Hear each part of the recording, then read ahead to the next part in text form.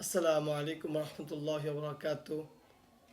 আলহামদুলিল্লাহ, আমরা বিভিন্ন আমলের কথা আলোচনা করে আসছিলাম। অনেকেই বিশ্বাসের সাথে, দিল থেকে শ্রদ্ধার সাথে এগুলোকে নিচ্ছেন, তাদের জীবনে উপকৃত হচ্ছেন। আলহামদুলিল্লাহ, এ পর্যায়ে আমি অত্যন্ত গুরুত্বপূর্ণ একটি আমলের কথা বলবো, পুত্র সন্তান লাভের আমল। কত মানুষের আশা স্বপ্ন, তাই না?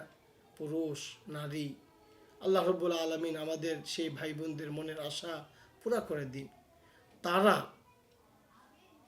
একটি আমল করবেন, রান্না করা গোশতের টুকরার উপর নিম্নোক্ত আয়াত শরীফ 11 বার পাঠ করে দম করে স্ত্রীর লোককে খাওয়ালে ইনশাআল্লাহ তার গর্ভে পুত্র সন্তান জন্ম নিবে।